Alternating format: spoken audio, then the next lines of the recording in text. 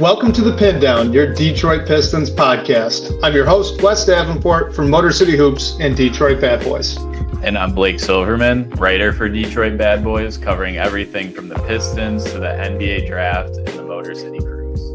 And guys, I know we're kind of in the dog days of the late summer here. There's not much going on with the NBA calendar, but you know what? We're going to keep this podcast going. We're going to keep talking some Pistons basketball. And shockingly enough, we actually do have some Pistons news, or at least it's NBA news, but for the Pistons specifically, that we could talk about this week, and that's the NBA schedule. Have you got a chance to take a peek yet?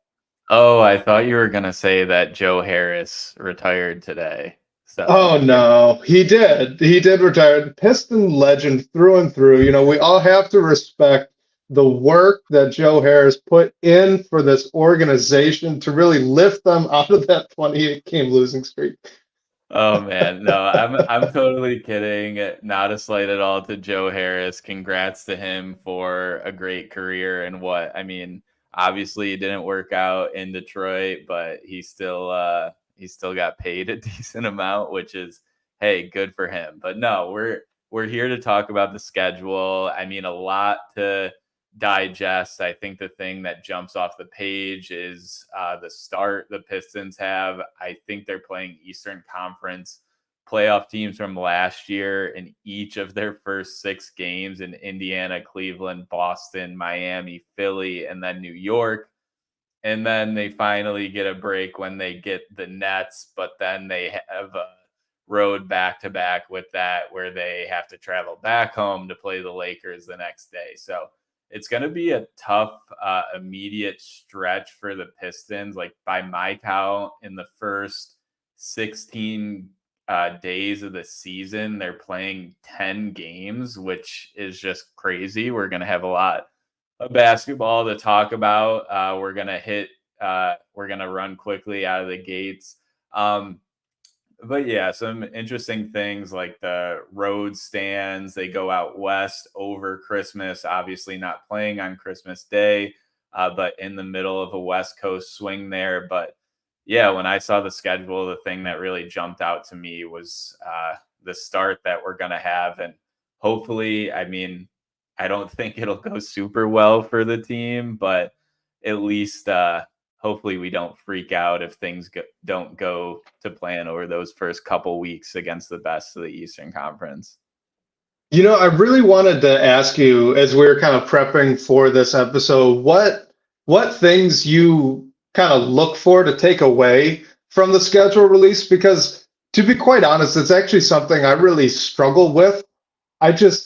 Outside of some longer road trips and some longer homestands, which I did take the time to highlight, and we'll get to those. We'll talk through those.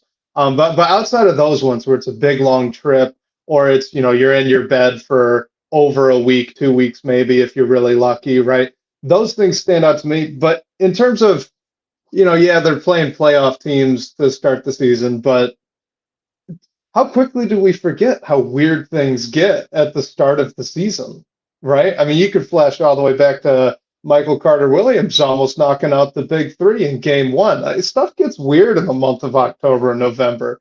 I'm not worried about it.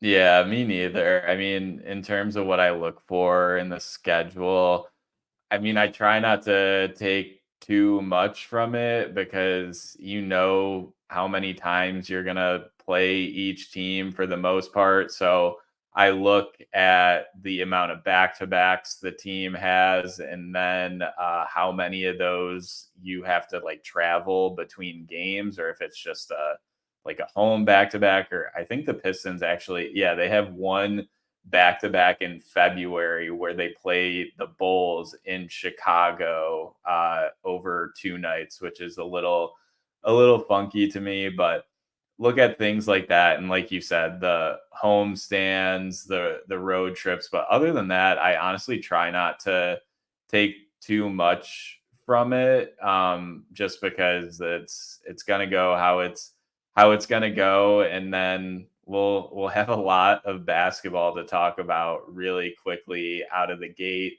I also think the home opener is always an interesting one. The Pistons have Indiana as their first game of the season at home. Obviously, a team that's coming off a trip to the Eastern Conference Finals, but you never know. You can catch a team. It could be, I don't know if you can call it a letdown spot in between the off season, but there's just so much excitement that's like buzzing around a new season, especially when it's at home. Maybe you can steal a game there, but overall, that's a really tough first couple weeks for the Pistons. Well, I'm glad you brought up that Bulls. I guess it's a home and home for the Bulls. So would that be an away and away for the Pistons? That's just awkward to say. But that home and home for the Bulls, where they play the Pistons back to back in Chicago both times.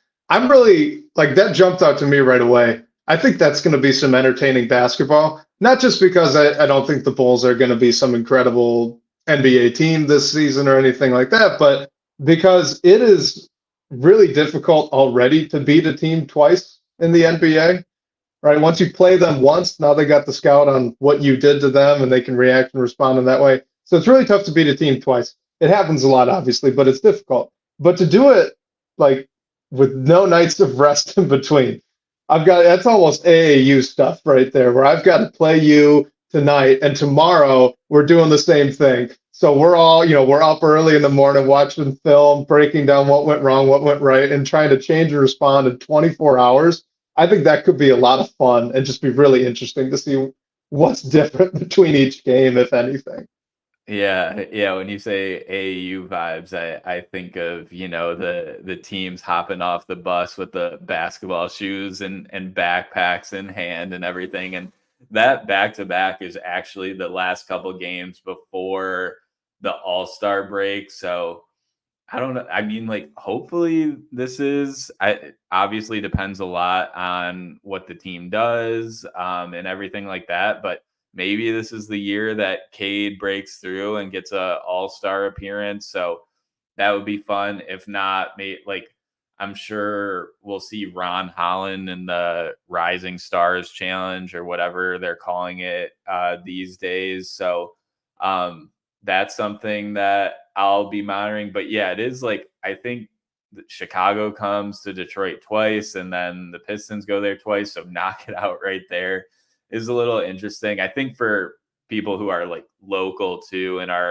have season tickets or whatever it is, you obviously circle some games on the schedule. Like I look to see when the Spurs and Wemby are coming to town. So that's not until the end of March, and who knows what the Pistons record will be then. So, I mean, I'm sure wherever Wemby goes, he's going to draw a crazy crowd, but where it is and depending on how the season goes, maybe you can go to that game for not any like price gouging or anything that you might see if he was here in the first couple weeks of the season or something like that.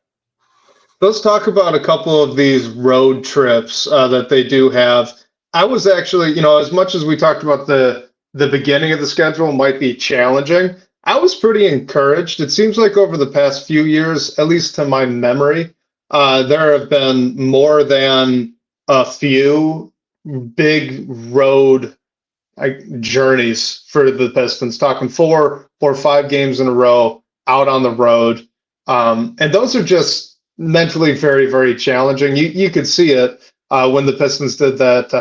I think it was a West Coast swing, probably late in February last year, where they actually started pretty strong right after the All-Star break, and then it really faded in the last 3 games.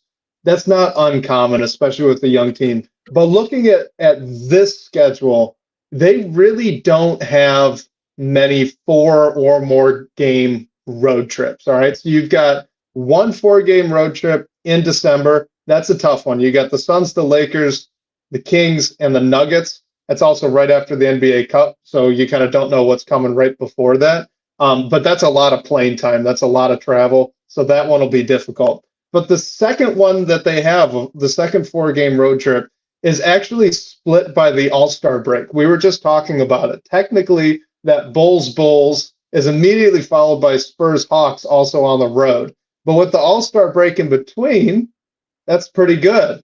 You get a break.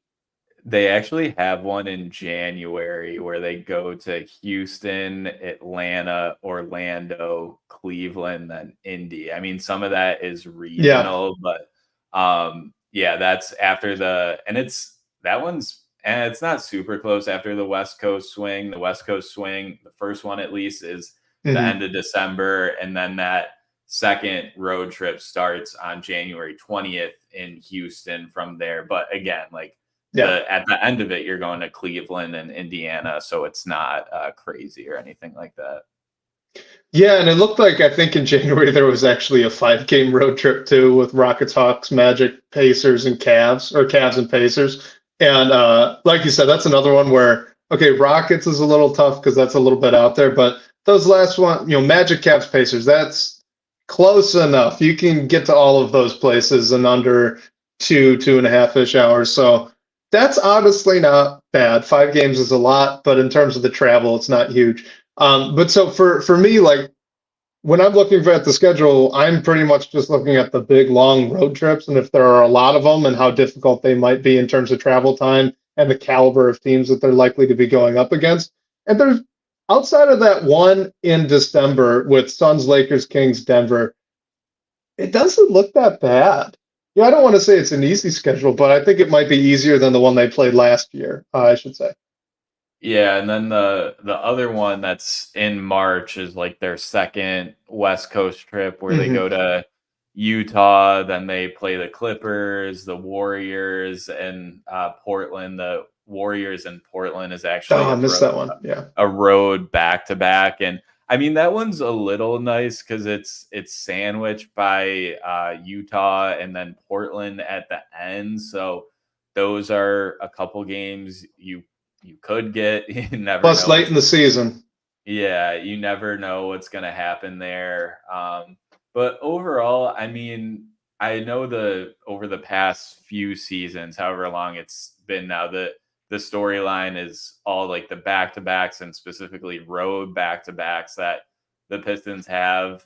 I mean, they still have a decent amount. It's 13 or 14 total. And I think they have to Mhm. travel in between 7 of those.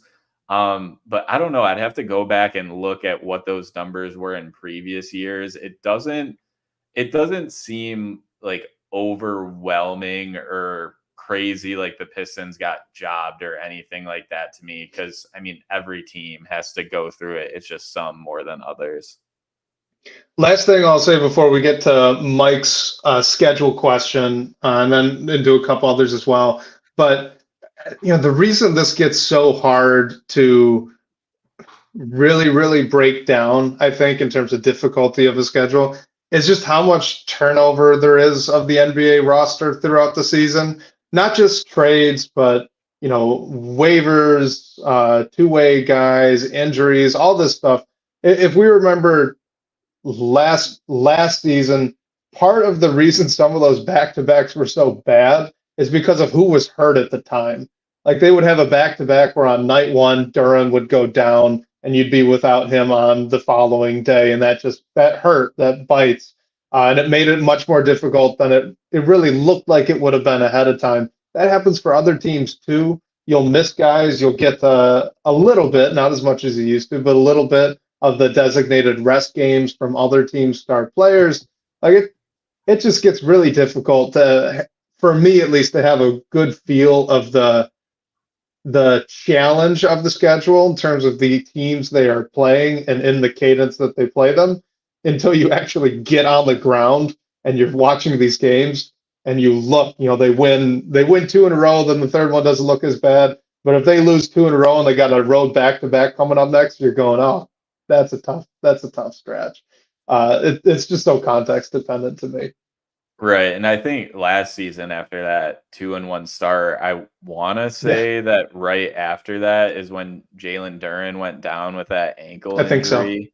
Yeah. So he was out for a couple weeks, whatever it was, and came back. So, yeah, I mean, when it's honestly nice, like I'm looking at the laid out calendar schedule right now, it's honestly nice to bookmark that. And when injuries Mhm. do happen, you can go back and look at this and say, whoever it is going to be out for a couple weeks. Okay, they'll probably be able to at least be reevaluated at this point, or you have the all-star break coming up, or here's when the trade deadline is. So it's nice to look back on that. And I also, I'm just looking this note on the schedule when the Pistons go to play San Antonio after the All-Star break. That game is going to be played in Austin, Texas, and not San Antonio. So that's a little interesting. Yeah, I think the Spurs did that maybe a couple times last season. I don't know for sure, but yeah, that's unique. So yeah, I mean, overall, I wouldn't read too much into the schedule. Like, yes, they have a tough start, but you just have to go back and reevaluate at certain points based on like injuries, team performance, any transactions that happen, and whatever comes up from there. It's just really like all we have to talk about right now. So let's talk about this one here from Mike. You just brought up the 2-1 start that they had last year. Well, he's wondering about the opposite. So what's your outlook on the player's psyche if the record starts out bad with a tougher schedule at the start? He says fans might freak out, but what about the player's perspective? So this is kind of the opposite of what happened last year, where they go 2-1, everyone gets excited, and then 28 games later, we're all very upset. Yeah, I mean, I feel like we all hear the players speak, like PR speak in the post-game interviews and everything like that, when they talk about taking things one game at a time, only focusing on their next opponent. Like, obviously they know they have to plan their schedules, but you really do just need to try to control what you can control, focus on what's in the moment. Like, say they start out 0-3 their first week, like, yeah, you have to go to Miami, but your mindset shouldn't change at all. You should be going down there to try and get a win, try to get the monkey off your back. So as much as like I'm sure they look ahead, and I'm sure every player is different in terms of like how they think about these things, but at least I think the collective message has to be internally like, okay, this is like what's next on our schedule. We need to go out and get a win, because you have 82 games on the schedule. Like, yes, you're going to be playing a lot of teams that are better than you when you're the Pistons a great majority of the time, but weird things happen and you can go out and get a win on any night. So hopefully the guys in the locker room like don't let these things like affect them too much if losses start to stack up. Hopefully they don't stack up like they did in the big losing streak last year, but hopefully they can just stay present in the moment and everything. The last thing you said there with the losses or the wins stacking up, that really does align, at least with my memory, at least of my playing experience, where it wasn't necessarily, especially early in the season, it's not necessarily the record. I never looked too much at the record at the start of seasons. That happened more once you got probably past the first quarter into the middle of the season, where you're a little more concerned about positioning. Early on in the season, especially though, it's the stacks. So if you're 1-3, 2-1, whatever it is, if the losses or the wins came in a row, that's when it starts to build in your head. So if you're on a winning streak, you feel fantastic, even if you were 1-5 and now you're 4-5. Vice versa, same thing's true. So like for the Pistons last year, I'm sure when they were 2-1, they were feeling okay, but they kind of alternated win, loss, win to get to that spot. And then when you started with the 2 in a row loss, 3 in a row loss, 5, 6, that builds up really quickly, and that can really weigh on you. But a win kind of clears the deck. As long as, at least in my experience, as long as I wasn't looking at standings and positioning and things like that. So for Mike, for specifically the early season question, I would say if they can avoid losses being stacked up, I think all the players' psyche is going to be just fine, even if they are below 500. Yeah, and like what Gil Medina brings up in the chat, having a bad start can make a borderline playoff team a seller instead of a buyer. That's definitely true. I just don't think it really impacts what the players are doing day in and day out. Like they're Well, you got to controlling. define bad start, right? Like a bad Yeah. start over the first 2 weeks is at least how I took the question, and that's not going to make anybody a seller. A bad start over the first quarter of the season, okay, now we're talking. But in terms of just like the first 2 weeks, 3 weeks, even of well, 1 week in October and then 2 weeks in November, that's not going to make or break the year, I would say. Yeah, and these guys are gonna try to control what they can control, like exactly what YouTube user says. Like, don't yeah, look ahead game by game, do the little things. Like even when we all love to talk about the tank races and everything like that, and teams can definitely do things to help with that, even though tanking is very difficult and honestly like not really possible with the lottery odds because you're a super low chance to get the number one pick, even if you have the worst record in the league. Like we've seen with the Pistons the last couple years. But even in those situations, like whatever the roster that's out there is gonna go try and get a win, obviously, and just do what they can. I mean, I'm sure like we saw the mental toll that the yeah. losing streak took on the guys last year. And I mean, I thought, at least from what we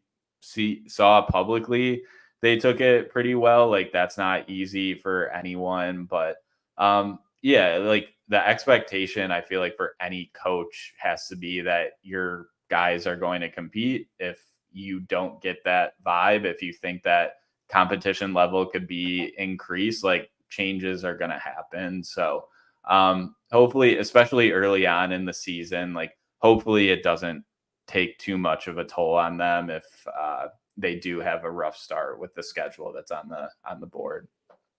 The one thing we do have to give Monty Williams credit for last year is that no one threw a mutiny during the 28 game losing streak.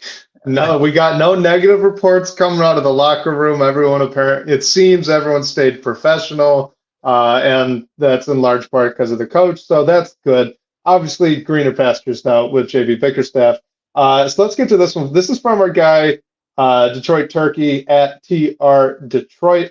Says, what do you think Paul Reed's role will be this new season? How might you feel if Isaiah Stewart were traded, Paul Reed became the backup center, and then they found just some veteran to be the third big? Yeah, I think, and this is one I've struggled with myself because I think Paul Reed is very clearly at a minimum a backup big in this league. Like we saw, he served in that role for Philly and did some like spot starts for Embiid and played pretty well. So I mean, I think in this scenario, if Isaiah Stewart was traded, I don't really think that's going to happen unless there's a deal on the table at the deadline that brings the Pistons back some assets, and like a playoff contender really thinks he could help their team for the push. But in that case, and like Paul Reed's still around too, I think this is definitely doable. And yeah, you sign a veteran to be your third big off the bench to help fill in for injury scenarios. Like we saw that with Taj Gibson last season. I think if this were to work out and you are looking to bring someone in, I'd like to see them bring in someone with a little bit more size, that they like, hopefully a 7 foot plus guy. If you could find someone like that. I also have been wondering, like, the Pistons claim Paul Reed off waivers, and they had the first priority.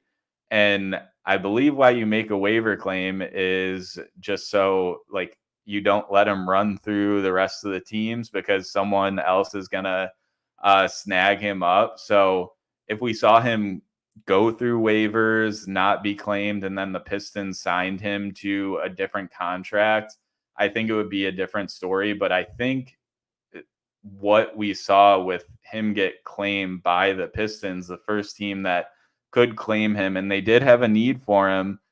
I think what that tells us is he's and if we didn't already see this with his play in Philly and everything like that, and what he did in the G League when he won an MVP, I think he's at minimum a backup big in this league.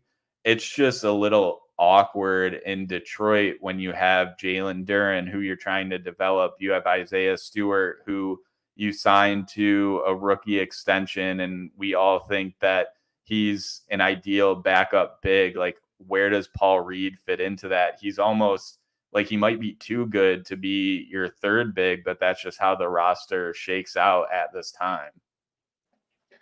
I think for me, the only way I've really been able to rationalize grabbing Paul Reed at the contract he's on instead of, kind of playing the cards and seeing if you might be able to get him cheaper or on a longer term deal, even maybe, is that he, like you said, he's a good player. He's a proven backup.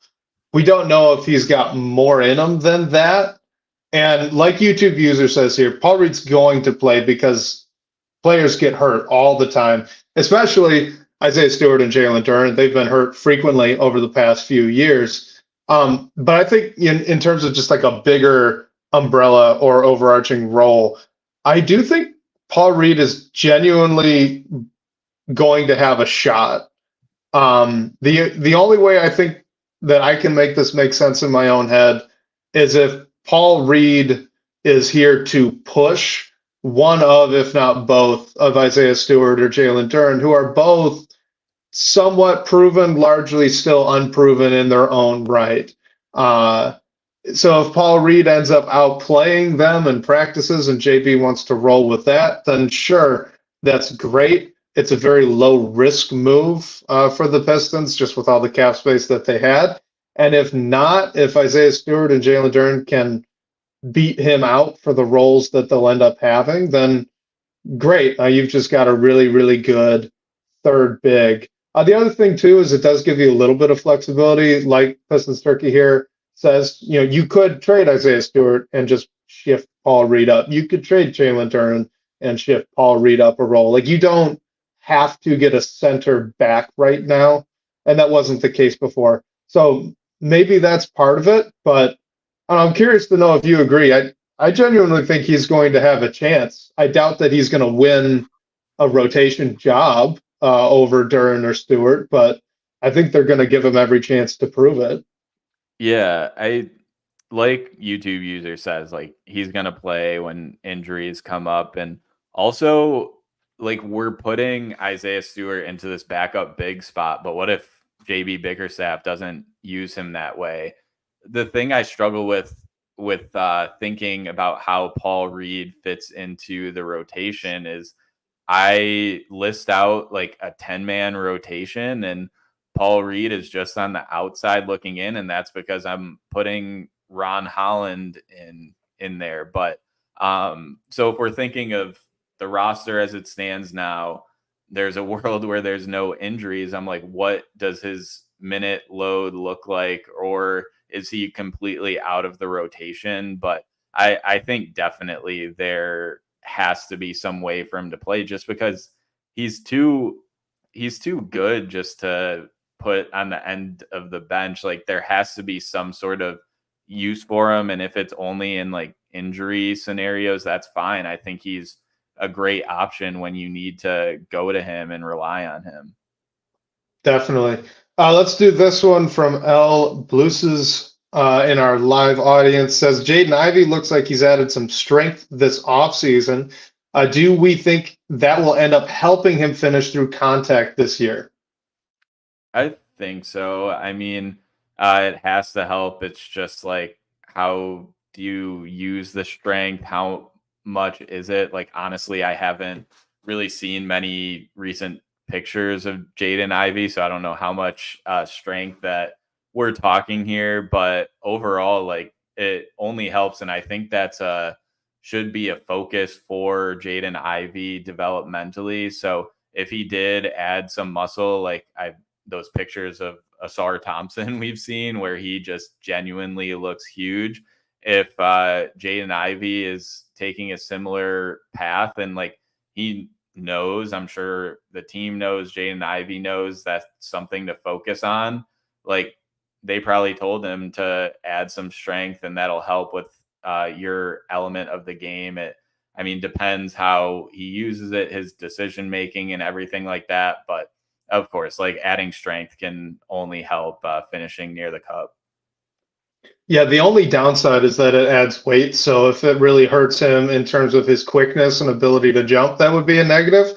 I doubt that that's the case. NBA trainers are really, really good at this. So I wouldn't be too worried about that.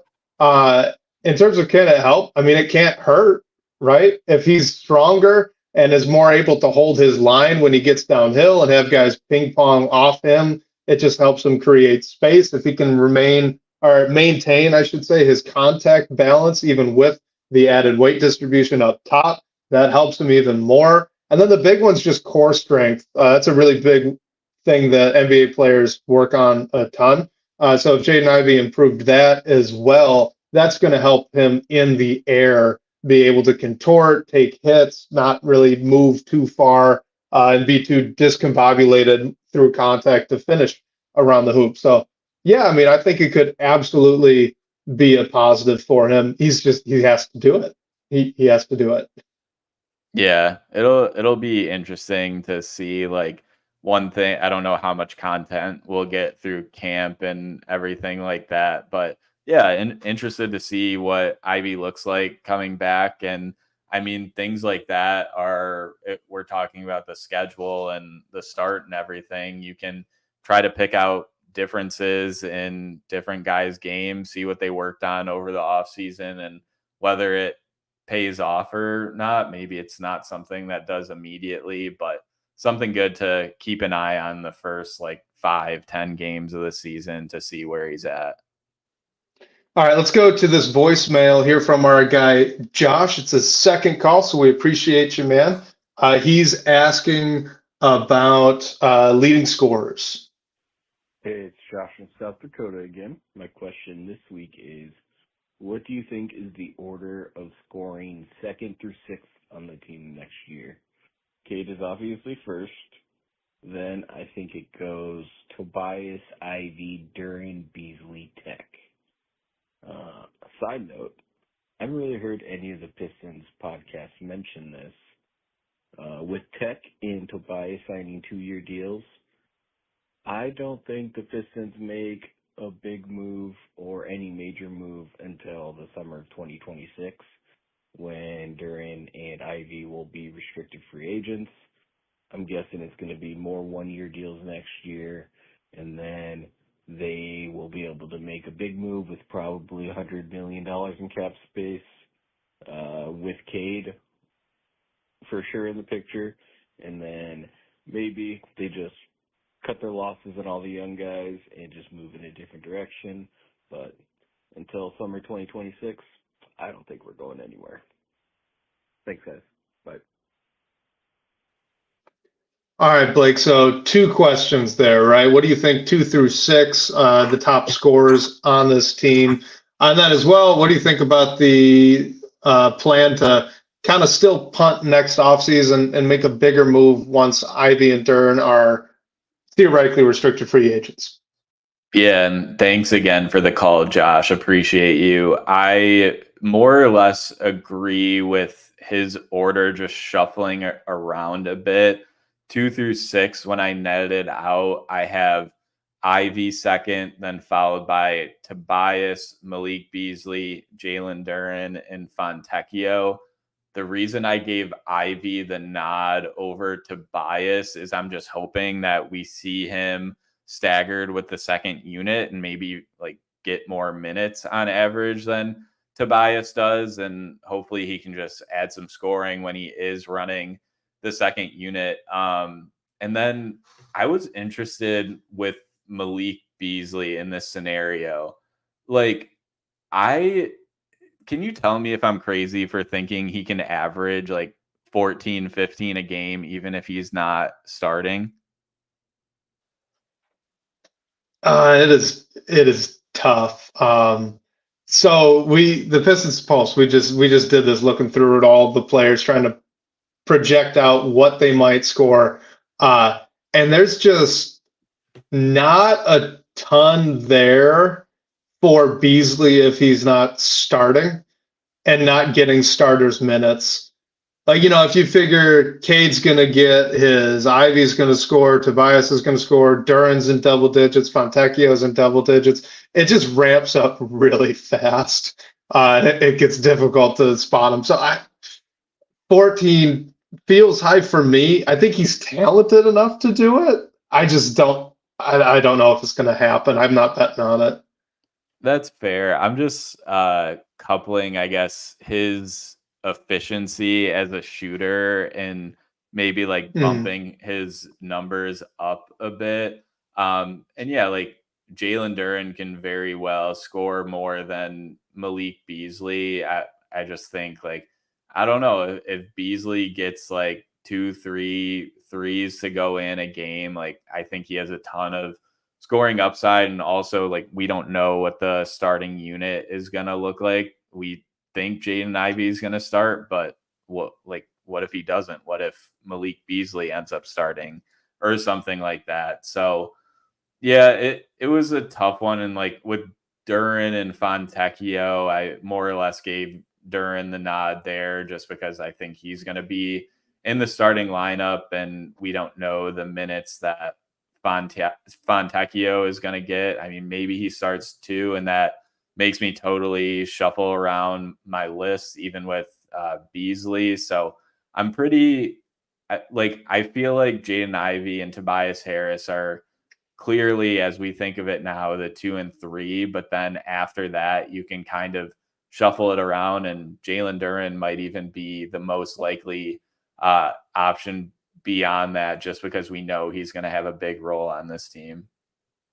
So let me ask you, if Fontecchio is a starter, I think he's going to be, we don't know that. So let's just say for the hypothetical he is, where would you be slotting him in that list if under that condition?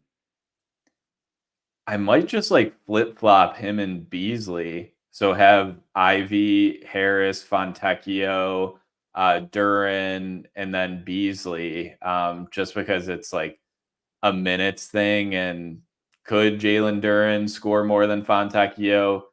Yeah, I just think with his shooting ability, but I don't know. There's like, in that situation, maybe even the sixth man off the bench, like if that's Malik Beasley or whoever it is, like has more scoring opportunities in that case. But initially, my gut says I would just flip flop those two. That's that would have been how I set up the whole list. I mean, like I said, I do think that Fontecchio is starting, but Cade's your number one option. I don't think anyone's going to quibble that. Ivy and Tobias Harris are probably battling it out for number They're 2. Close. Like, that's a close. Yeah, they're very close. I don't know which way that's going to go. I think it could go either way. It is super close. And then after that, it's Fontecchio as your 4th option, Duren as your 5th. And the 4th option being Fontecchio is just because he's your primary kick-out guy, and he's a grab-and-go type of, or not a grab-and-go, but a catch-and-go type of guy. He's a pure off-ball wing, and he's going to play a lot of minutes with Cade, I expect, anyway. So that's he's going to get a lot of looks. I think this is interesting in terms of how the roster's been constructed, but I'm not sure how many lineups there are where Jalen Duren is not the 4th or 5th option right now. Do you agree with that? Scoring wise, yeah. Yeah, scoring wise, I should say. Yeah. Like I think he's almost purely a pick and roll and offensive rebound guy. Hopefully the pick and roll gets him in some short roll situations so he could use that passing skill that he's been developing. But, beyond that, I'm just not sure. I see a really focused role for him being very clear. And I'm questioning where the additional capacity comes from. Yeah, and I mean, could there be nights where he pops for 20 and 10, like a 2020 game? Sure. Oh, for sure. I'm with you. I don't think just like consistently scoring in that range, I'm not really there yet, and I don't think that's necessarily a bad thing either, because like you said, if you're playing next to Cade, if you're playing next to Ivy, Tobias Harris, and insert shooter X here, like, yeah, there's other like more I guess inherent scoring options around you. So yeah, just like playing that role, and I don't think it's a bad thing for him at all, as long as he can fit and like do what he does well. Yeah, absolutely. I mean, I think he's the exact type of player where if you can focus his role a little bit more, you might actually get more out of him. Just because like you look at the playmaking stuff specifically, by really pushing him into that specific role where he's pick and roll, short roll, offensive rebound monster. You've taken away about 75% of the playmaking opportunities that he had last season, where he'd get the ball at the top of the key and be able to direct, get to do a lot of DHOs, as a couple of our comments are mentioning here. And also the grab a rebound and just take off and go in transition. Like, you're going to take those away, but hopefully, because he's so young, by having him focus more on these very specific things that he's going to get to do, he could really excel at that and really take a big step forward with that. So I'm actually kind of excited if this is how it all plays out. I think he'll be really, really well set to take a big step forward as a player. Yeah, 100%. And in terms of the second portion of Josh's question, on like when the Pistons are positioned to make a big move, and thinking it might not be until summer 2026, like, I'm more or less with that. I think from everything we know, what we've heard Trajan Langdon say in terms of having his mind set on accumulating assets, like, it seems like that's still the immediate plan. The trade deadline, what happens or doesn't happen, will tell us a lot. But I think he is focused on bringing in additional assets to position the team to push their chips in to make that big move whenever it is on the table. And the thing is, you never know when a player you're interested in is going to ask out somewhere, or a team is shifting to a rebuild. So I feel like that piece isn't in the Pistons' control, but what they're immediately focused on is bringing in draft assets to either, I think most likely, help them in that deal eventually when it's on the table, or if there's nothing, like, use them yourself or move them around to move up in the draft, whatever it might be. But I think the underlying motive behind accumulating assets mode is eventually pushing you towards that big deal to bring in like a second or third guy. Like, I don't know.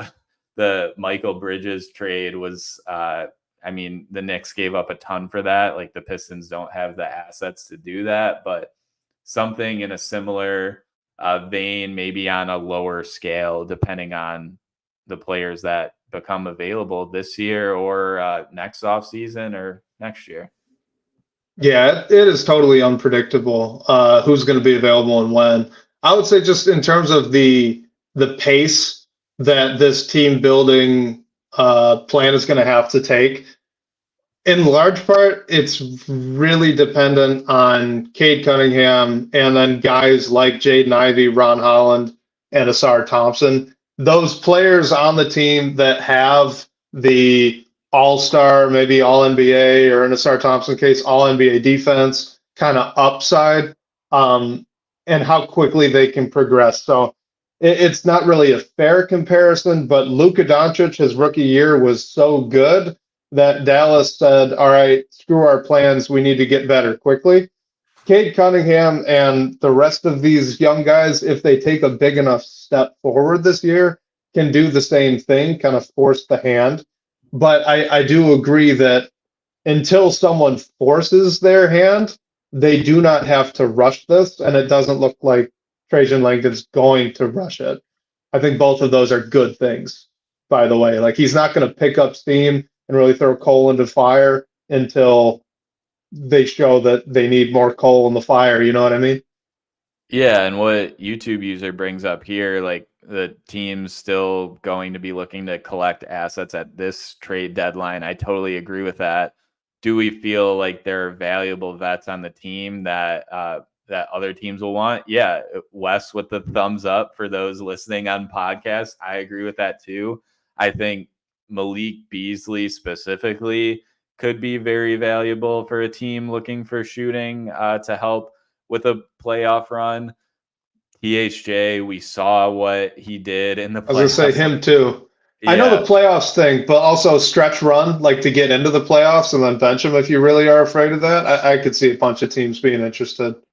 yeah, and we know from the reporting from some of the beat writers that teams have consistently been interested in Isaiah Stewart. I know he's in a different tier of those vets, but also like I don't think you want to look to deal Simone Fontecchio, but he's on a very affordable and very short term, like 2-year contract. Like I think any team would I mean, as long as they have the room or whatever it is to keep him on board for next season through his contract. So I think there's definitely a list of names on this team that can help teams that are looking to compete, make a playoff push, and then you don't know what's going to be available. I mean, we saw what the deals were for Bojan and Burks this past trade deadline, but things can change. The market could be a little like dry, and teams are willing to give up additional assets because of that to bring a piece that's going to help them now.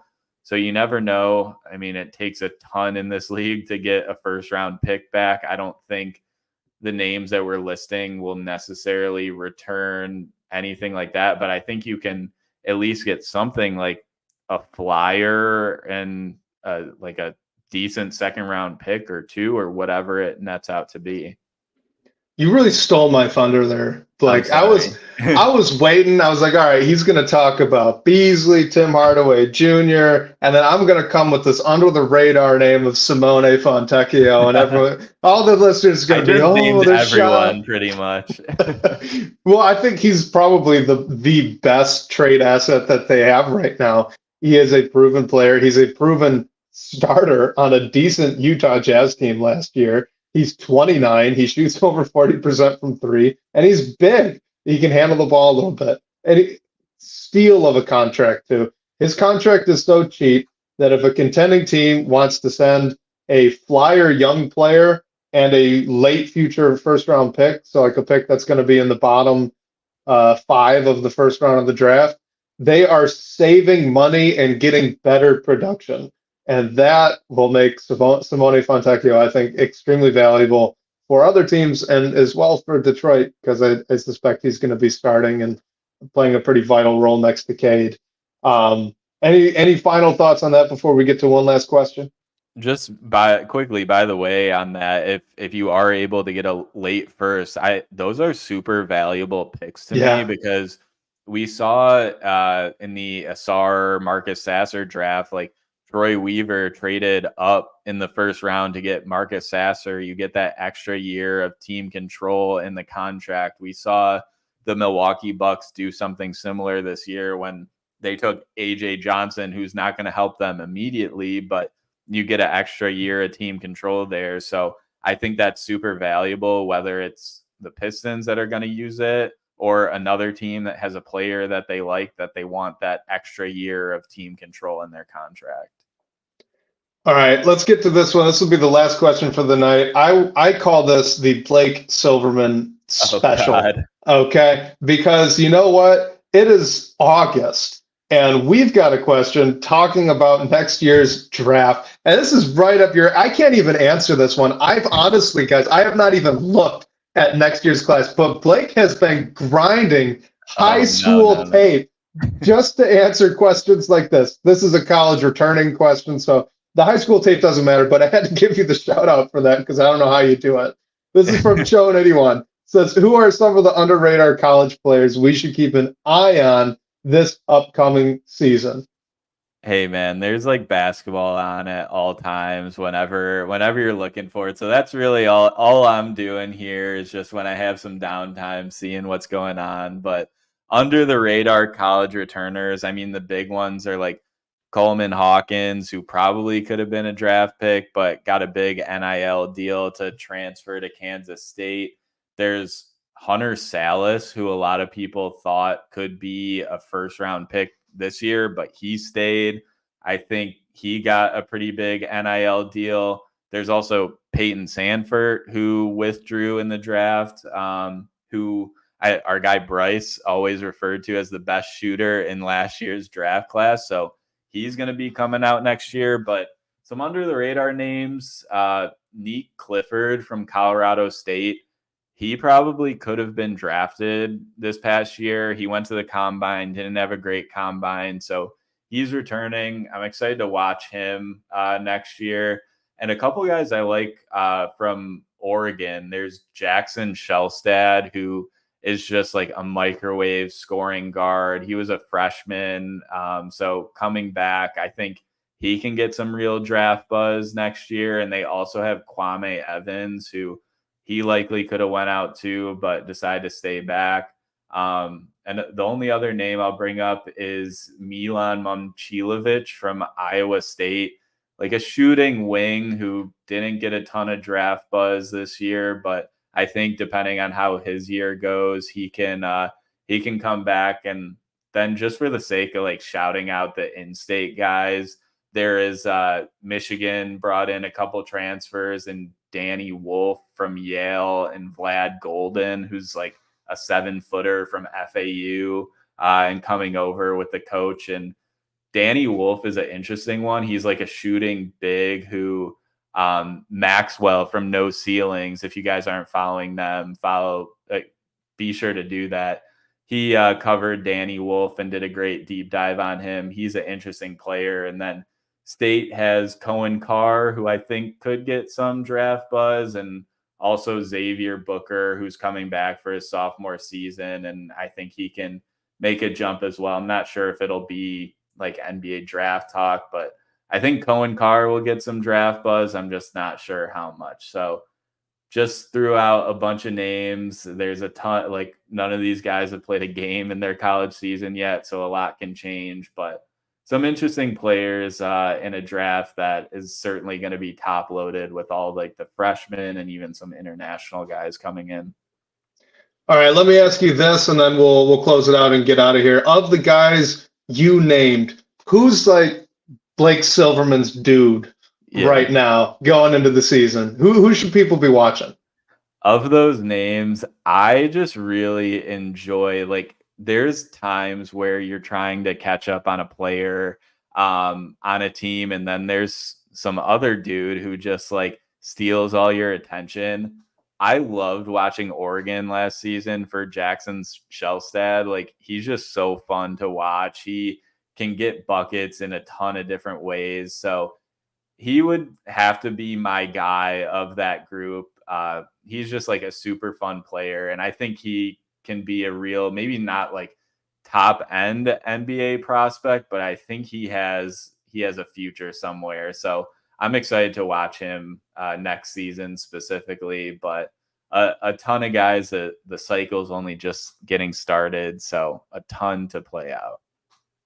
And talk to me in like February, and then I'll have a pretty good vibe of a lot of these guys. But all right, I think we could just close it out there. Everyone who tuned in live, we really appreciate you guys. Thanks for the questions. Thanks for the questions ahead of time too. If you submitted those, I do think we actually got to all of them this week. Blake, I had some camera troubles at the start of this, so thanks for making it through all of that. Always appreciate your time, and we can close it out. Hey man, it's August, so this is where we work out the kinks and getting some rest when we can. So it's all good. This was great, and shout out to Josh again for using our voice line, leaving a great question there. Remember, you can call in and hear your voice on the show. The number to do that is 313-355-2717. And special thanks to Sean Corp, the managing editor of Detroit Bad Boys, for always supporting the show. And shout out to you guys for all the great questions and talking points tonight. We'll catch you next week, whether on your commute or live with us on YouTube. We can't wait to talk more Detroit basketball with you all.